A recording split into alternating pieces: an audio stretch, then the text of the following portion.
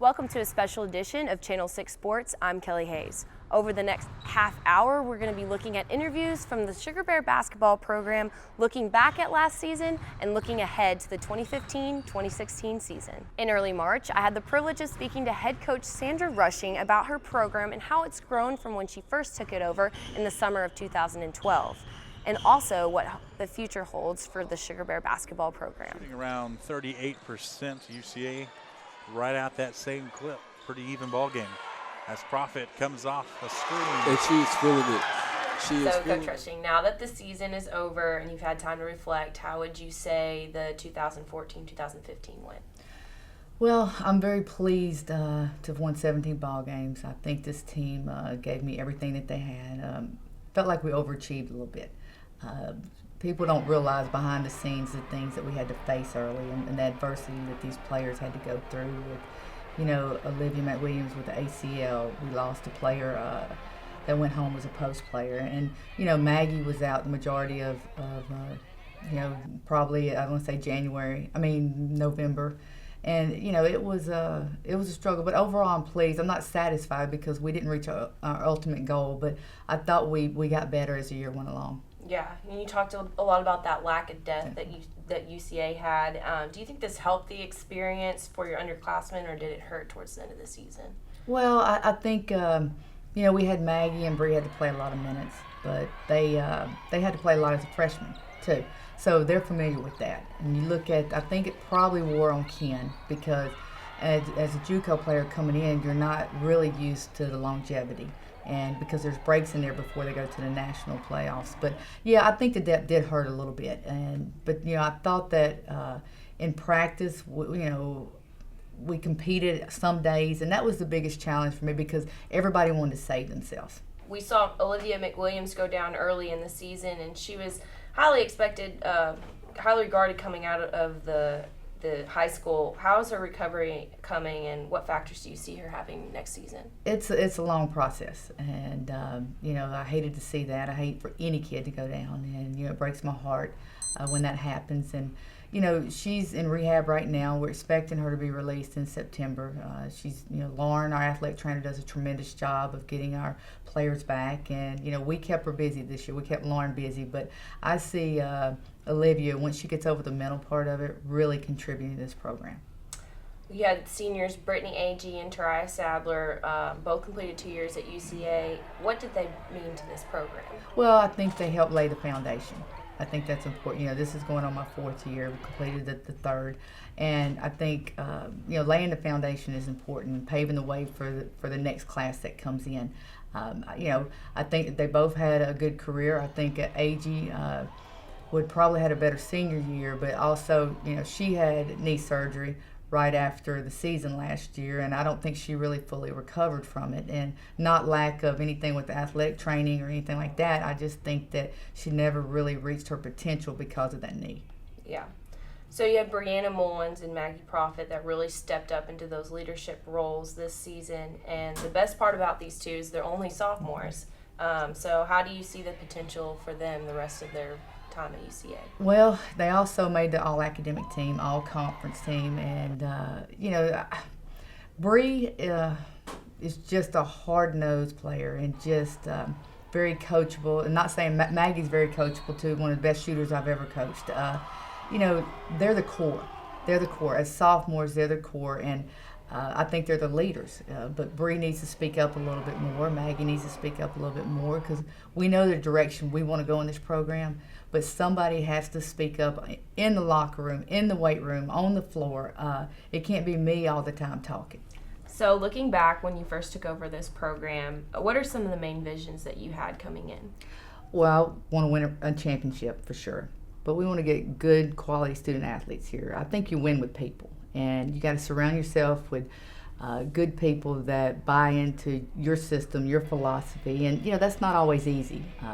But, the last 3 years I see, we're building, we're making progress, and it all comes down, like I said, people can be committed. You just can't be committed during the season. You have to be committed in the off season because that's where players are really made. So how do you put your program into place? Because when you came in, you had a team that was fully recruited by the previous coach. So how are you able to put your program into? And that first year was very difficult.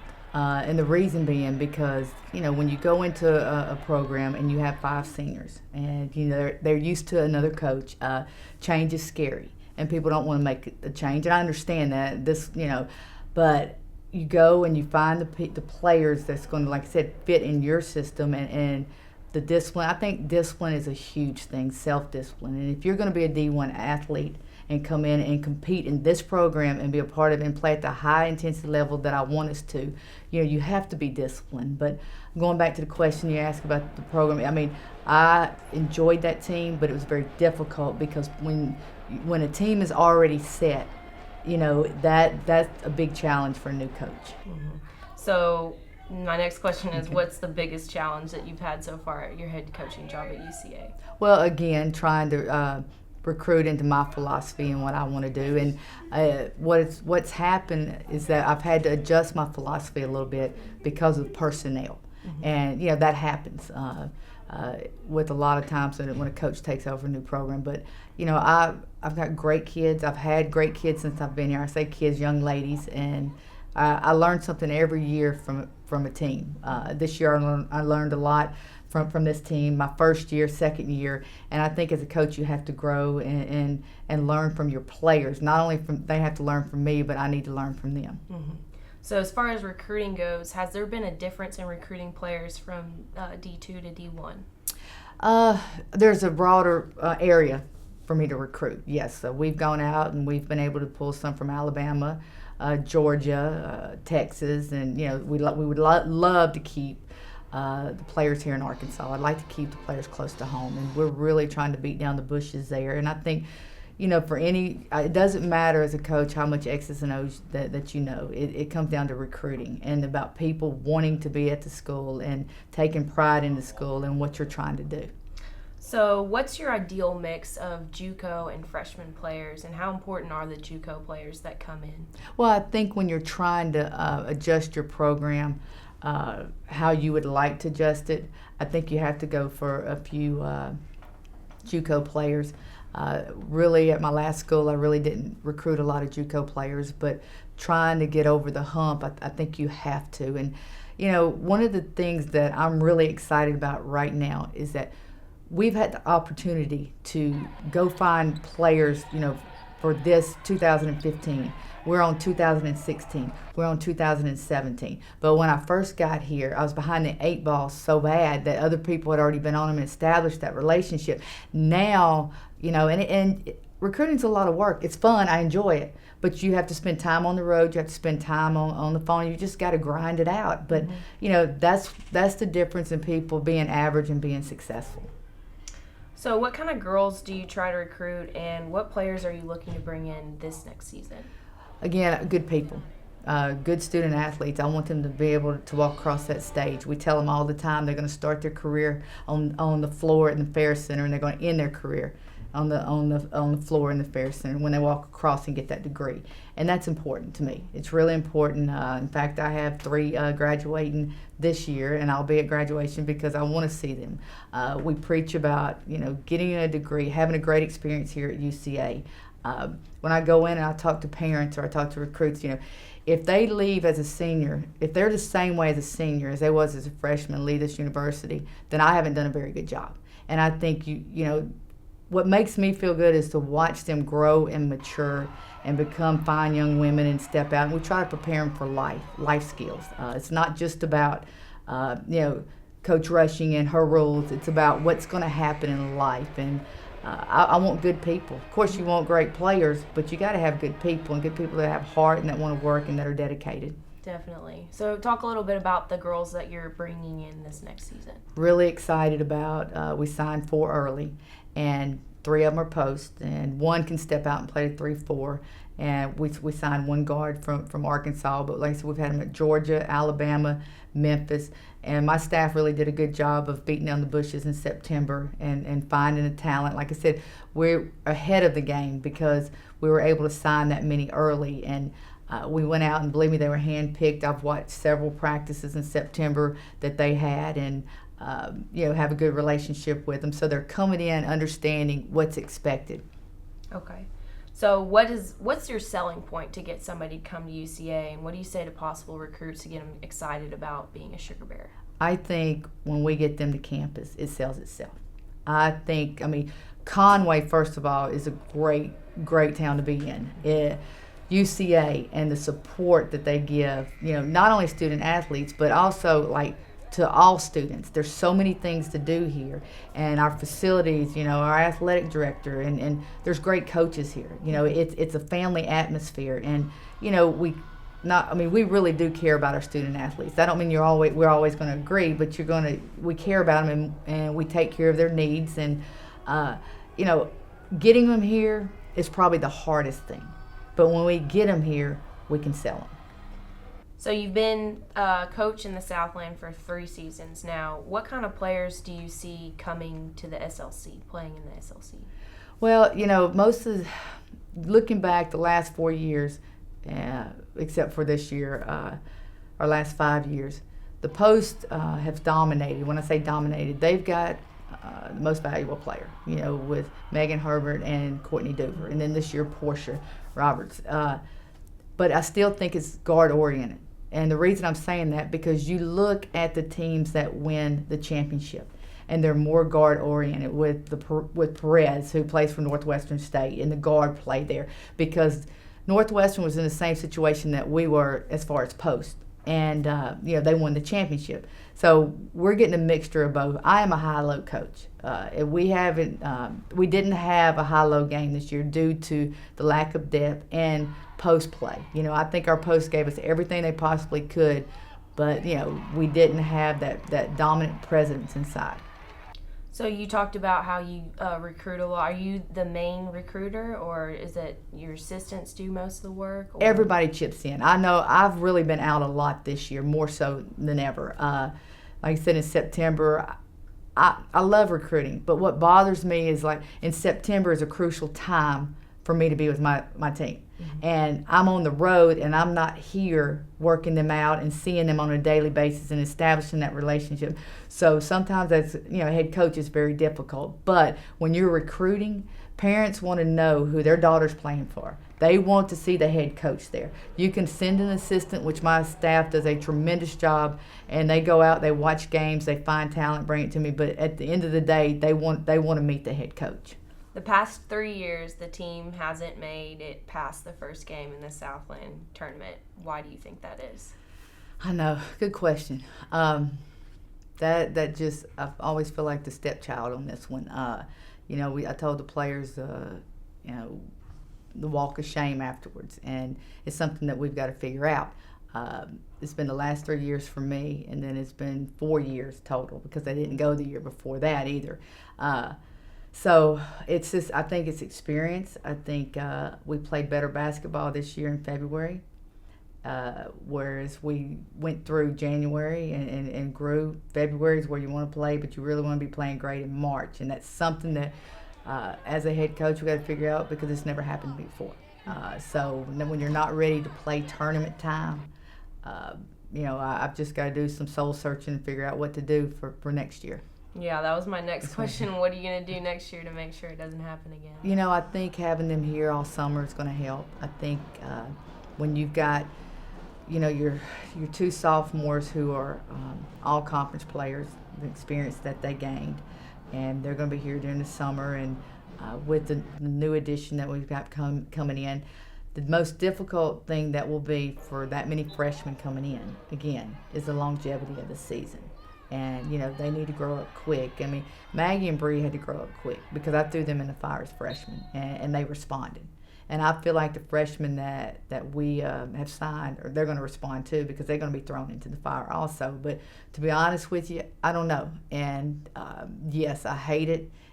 That's a goal of ours. But the goal of ours is not just get past the first game. We want to be in the last game. But it is something that we've got to do a better job on. This team could feature a starting 5 of 3 juniors and 2 seniors to the start of next season. Is this season lining up to be a special one for the Sugar Bears? Well, every year is special. I go in. I mean, it's for me because I enjoy what I'm doing. I'm passionate about it. I love being around these young women. Now that don't mean I always agree with them or they agree with me, because I'm very competitive, very intense. But yes, we look at it. Everything looks great on paper. And it should be an exciting year. I'm excited about it. But again, when you get here, you can't control the injuries or the sickness or not having everybody in practice, and we got to control the things we can. But I am excited about next year. I'm excited about our recruiting class. I'm excited about the way that the direction this program is going, and I think you have to be passionate about it.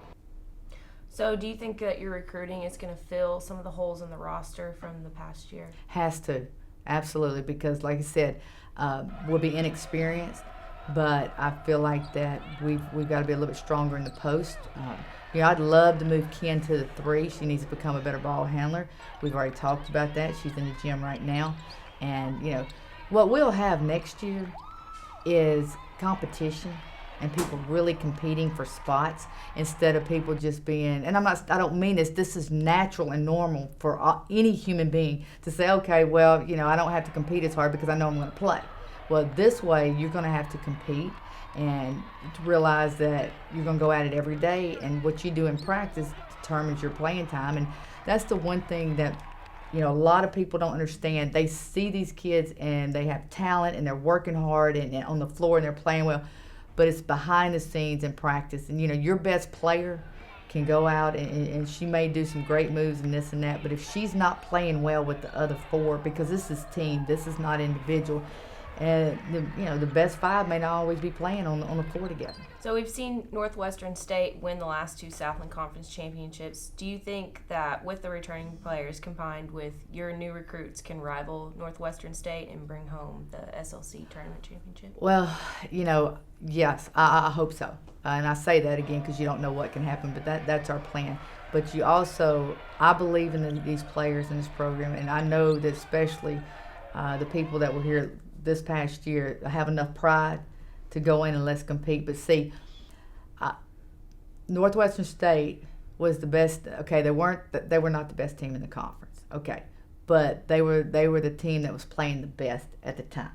And see, that's the thing that I hope that, and I've preached to our players in this off season about, they won it, and we beat them 20, had them there, just made some mental mistakes, but.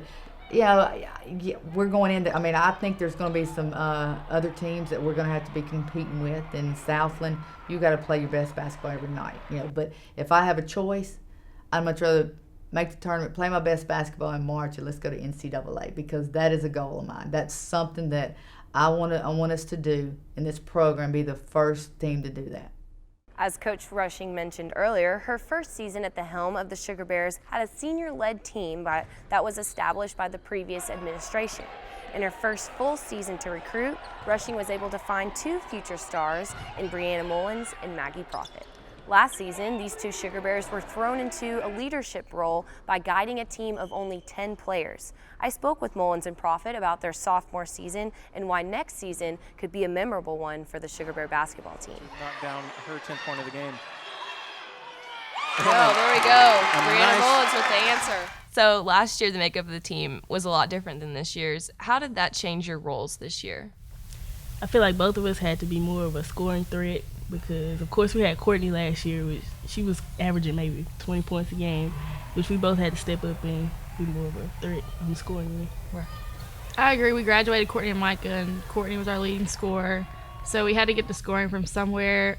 As we saw, we didn't have a big post presence this year, so me and Bree were really the ones that had to take on the role of scoring and trying to get the job done.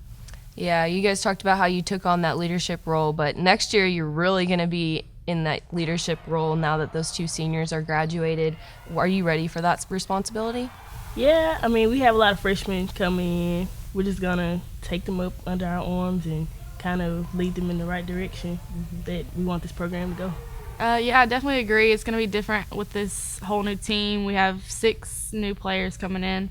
So me and Bree are definitely going to take them under our wing, like she said, and make sure they're working hard in the weight room and in workouts. So just hold everybody accountable this year. So you both led in pretty much every category statistically this year. How much do you think you improved from your freshman year into your sophomore year? I think we improved a lot. We both worked really hard over the summer because we knew without Courtney and Micah, it was going to have to be our team. So it just had to start from somewhere. And I feel like we both did a good job of improving this year. You guys struggled a lot this year with depth. Players getting injured at the beginning of the year, not much post play. How did this affect the team and their performance? I mean, I feel like we all just had to come together and play more as a unit instead of kind of depending on the post play. We had to just come in and all play hard and get the job done. Okay, so do you think the lack of depth helped the younger players get more experience? Because, of course, everybody had to play a substantial amount of minutes because of the lack of depth. Or did it wear down on you guys that had to play a lot of minutes and all the other girls? I feel like it was a little of both because with Olivia getting hurt at the beginning of the year, that was one of our younger players who really was going to play a lot, I think. And then I feel like that did help Angel get some experience as well as Rock and just the other. Mimi played a lot this year. But towards the end of the year, I think the minutes that we played did kind of wear down on our bodies. But I feel like we were better prepared than last year as freshmen because last year I feel like it really hit us hard. But this year I feel like we weathered the storm a little better. So for the last 4 years, this program hasn't made it past the first round of the Southland tournament. Why do you guys think that is? I feel like we came into the tournament just kind of expecting it to happen, like just expecting people to give it to us. But I feel like we did work hard, but I just kind of feel like we deserved it, and we just kind of came into the games expecting to win, and kind of, I wouldn't say we didn't take it seriously, but I don't know. I just feel like that was kind of one thing that hurt us. So next year, individually and as a team, how are you going to make sure that you get past that first game? I mean, we're going to have to come in and know we got to get the job done instead of waiting for somebody to just hand it to us. You know, we just got to come in and work hard and play hard. And I feel it's all about, like, peaking at the right time. I know our freshman year, we peaked towards the beginning of the year and beat Ole Miss, and then this last year, I thought we started to peak at the right time, but then we ended up losing a few at the end. But if we can just keep our heads up throughout the preseason, playing the big schools, we just found out we're playing Tennessee this year, so that's going to be a tough game. But if we can just keep our heads up and just keep playing hard, then I think we'll be good. So we saw what Northwestern State did this year, making a run in the tournament as a lower seed. Do you guys think that next year is the year that you guys make that run? I think so. I mean, we're going to have the personnel next year. We're going to have the post players. We're going to have the guards. I mean, me and Maggie will be back at scoring threats. I mean, I think we can make that run. So what do you think this team is missing right now to get to that point? Right now, I feel like it was the post play, honestly. I mean, we had T and AG that helped do some great things, and then Ty came in off the bench, and Rock and Ken obviously scored a lot for us this year, but we just didn't have a big inside presence overall on offense or defense. And I feel like if we would have had that, along with me and Bree, it would have really pushed us over the top. So you guys were part of the first recruiting class that Coach Rushing brought into this program when she took it over. How have you seen the program progress from year one, or how have you guys progressed being in her system? I feel like we've definitely progressed. We came in, I'm sure we all came in all a little nervous and we didn't know what to expect, and then we started practicing and we were like, okay, like, I don't know who this lady is, but now we've really gotten to know her, and she really is, like, she's really nice, she's funny, so it's a lot easier practicing because we know what to expect, and then we're able to convey that to the younger players to make sure that they get the job done too. Mm-hmm. And to go along with that, I feel like the team chemistry is a lot better. We know it. Like, I know what Maggie's going to do. She probably knows what I'm going to do. We just kind of feed off each other, and we just can play better with each other. So you guys were talking about how last year or 2 years ago when Courtney and Micah took you under their wing as leaders and they were seniors. This year you guys are going to kind of have to do the same thing with the freshmen coming in. What have you learned what are you going to take away, and what did you learn from them that you're going to apply this next year? Well, they were definitely good leaders. They definitely got us going and showed us good examples of how to lead a team. But I feel like with these, I think I want to say we have 4 post players coming in. So I know they're going to be tired and running, but we'll just have to keep them motivated and know that they can do it and push through the summer workouts because it's going to be tough.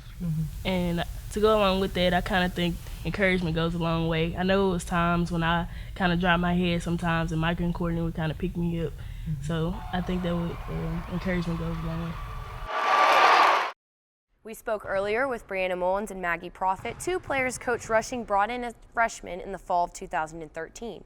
Also in that signing class, Tariah Sadler, a junior from Crowder College. Sadler, from New Plymouth, New Zealand, sat down with Channel 6 reporter Kelsey Williams to reflect on her 4 years in the U.S. and also what it meant to her to play her last 2 years of basketball as a Sugar Bear. So you knew at the beginning of the year this would be your last year as a Sugar Bear. What were your emotions? What did you feel like going into your last season? I was really excited. You know, it's exciting knowing that I'm not going to have to wake up at 6 a.m. anymore, unless I want to, of course. And also it was really sad because I know I'm going to miss it, and watching them play next year is going to hurt not being out there with them. Well, you did have a very tough season. You only had a 10-man squad. What effect did that have mentally, physically on your body? It was tough losing Olivia to her knee injury early on. I think she would have helped us a lot. But otherwise, having team players, I don't think it affected us too much because I know a lot of teams have to deal with that. But I think we just lacked a lot of height in our team and in our roster, which kind of made us all play a different kind of role and made us all have to step up. Well, do you think because you did have such a smaller squad that the camaraderie among the team was stronger? Yeah, you could say that. I think, you know, spending so much time together on and off the court, we definitely had a good bond and we were like a family. So throughout the season, you did have lots of ups, you had lots of downs. There were quite a few matches over 5 where you lost by 3 points or less. How was that? How did that feel? Not just for you, but for the team. Those close losses, those are the toughest losses that you can take as a team. And sometimes they're really hard to bounce back from. And I know we lost so many close games this year, and that really affected our seeding, and it affected, you know, us as a team. We're talking about the seeding in the South Lane Conference. You bowed out of the first round. Bowing out of the first round, knowing it was your senior year, knowing that was your last game that you would play, were you upset? Was it a bittersweet feeling? What type of emotions were going through you?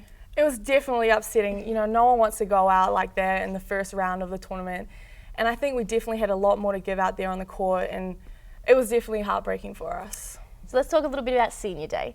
That was your last college home game of basketball, and you ended up winning against Southeastern Louisiana, 73-56.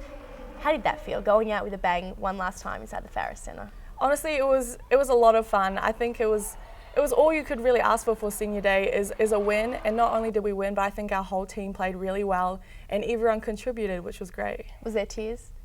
You know, before the game, I thought I was going to cry. I told everyone I was going to cry, and then I was just so excited, so happy that you know, I was too happy to cry.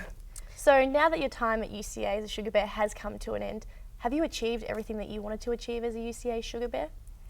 I have and I haven't. I mean, you always want to leave with it would be nice to get a ring, obviously, but we didn't do that. But I'm also proud of being able to say that I've played, you know, 4 years of college basketball and 2 here at UCA. That's awesome to me. Have you been back inside the Farris Center since you've now a retired student athlete to have a few shots? I actually, our team celebrated one of our fans' birthday, and we got to shoot around with her, and I had some shots with her, which was really exciting, and it's great, you know, helping out supporters and stuff like that. But, you know, actually, other than that, I haven't touched a basketball since. And is that a bittersweet feeling? Do you want to pick up a basketball, or are you done? Oh, it is bittersweet, you know. I definitely am going to pick up a basketball again. I just don't know when. Like, right now, I'm just enjoying having some time to myself and focusing on schoolwork right now. So there's still some athletes on campus that are still in season. Do you go to their games and think, man, I wish I was still playing, or are you happy that you're finally finished? That's a tough one. You know, right now I think I'm okay. I'm happy where I am right now. But I think next year when I go to some of the Sugar Bear basketball games, that's when I'm going to miss it the most, and that's when I'm going to wish I was out there playing with them. So now that you're a retired student athlete, what's ahead for Tariah Sadler? Yeah, as weird as it sounds calling me a retired student athlete, I feel so old. But I'm graduating next week with a Bachelor in Health Science, and I'm going to pursue a master degree here at UCA starting in August, so I'm excited for that. And is there a possibility we might see some more Tarai Sadler on the basketball court, or are you done with your basketball career now? You know, there's always a possibility. But if you do see me playing basketball, I don't think it'll be in such a serious environment. It'll be more just, you know, playing with some friends to have fun. And what's the plan? You're going to stay here, do your masters. You're hoping to move back to New Zealand in the end, or would you like to reside in America? What's your plan? I still don't know yet. Obviously, I want to pursue and get my masters here at UCA in America, and then after that, you know, it could go either way. I might go home, might stay. I change my mind every day, so that's one you'll have to ask me again in a few years. So now looking ahead to next season for the Sugar Bears, what do you think they need to work on, or what are you looking forward to seeing them do in the upcoming season? I'm really excited to watch them. They've been, you know, our coaches have been recruiting a lot this year, and they've been recruiting early. I'm pretty sure they've got about five committed players, maybe even more. And they've got a lot of height coming in, so that's exciting. I think that's just what they need. And let's talk a little bit about Coach Rushing. She's two different people. You see her on the court and she seems like fiery, and then all of a sudden off the court she seems like your best friend. Tell us a little bit about Coach Rushing and your experiences with her. Yeah, obviously having her for 2 years, I've gotten to know her a lot. And off the court, I think she's the greatest person, the sweetest person you'll ever meet. And then on the court, you know, she loves to yell at you and encourage you, but obviously she just wants to win, and I've never met someone who wants to win as much as Coach Rushing does, and I think that's a great attribute to have. And you talked about before that you think they may have signed 5 or 6 signees already. You lacked height last year, and that's something that you really struggled in the department of. Are you hoping that the Sugar Bears will recruit some taller players this season? Yeah, you know, I think that's what they need. They need a tall body, you know, someone like the likes of Courtney Duva. Obviously, it would be great to get someone like her again, but they just need a big body that can bang in the post and get some good buckets for them, and yeah. And so what do you want to pursue? You're going to get your degree, you're going to leave here, you're possibly going to stay in America. What's your aspirations? You know, I just want what everyone wants. I want a good job, I would like a family, I want some kids, you know, got to look ahead and start planning for the next chapter, and those are some things that I definitely want. So as everyone can probably tell, you're not from America, you're from New Zealand. What was it like moving all the way from one side of the world to the other? It was definitely different, you know, but I think it was easier for me to adjust because I've always, you know, ever since high school was over, I couldn't wait to get away from home, get away from the house, and I never relied on my parents, I think, as many other people did. I was always really independent, so that made it easier for me to transition. So you came over here, you played basketball. Was that always a dream? Did you always want to get out of New Zealand to play basketball in America? Or did it sort of just come up and you thought, I'm just going to take the opportunity, move to the other side of the world because I want to get away from home? In my last year of high school, my coach had came up to me and talked to me about, you know, telling me that there are opportunities in America to continue playing basketball and to get a degree. And so obviously I was all for it, you know, the experience I thought would be amazing, and it was. And so yeah, I had known my last year in high school was when I was aiming to come to America. So the NCAA, they've got a reputation. Sometimes people don't like them for all their rules and regulations, but they do try and just keep everyone on the same page. Did you have to jump through any loopholes to become eligible as a student athlete in America? I think it was really tough being an international student coming over here to America. There was a lot of paperwork, and you know, you have to apply for a visa and get interviewed and get accepted, and it was stressful for me because, you know, you never know, like, what if you do something wrong, what's going to happen. And then of course you've got to go through the NCAA clearinghouse, which might be easy for American citizen, but when you're an international student, it's a lot harder, there's a lot more questions, and so it took some time to kind of, you know, finally get accepted into UCA. And how did you find UCA? You're from New Zealand, you went to Crowder Junior College, and then you ended up at UCA. How did that all happen? Well, yeah, obviously I played 2 years at a junior college in Neosho, Missouri, and then the assistant coaches at UCA approached me, you know, sent me a message and were like, hey, you know, we'd love to have you here on a visit. And so of course I was like, yeah, okay, sure, I'd love to. I actually hadn't heard of UCA, but once I came on campus, I mean, it's a beautiful campus and the coaches were amazing. I was getting along really well with the teammates. So I think after my visit, I knew straight away this is where I can see myself and this is where I want to go. Thank you to Coach Rushing and her players for taking time to talk to us about Sugar Bear basketball.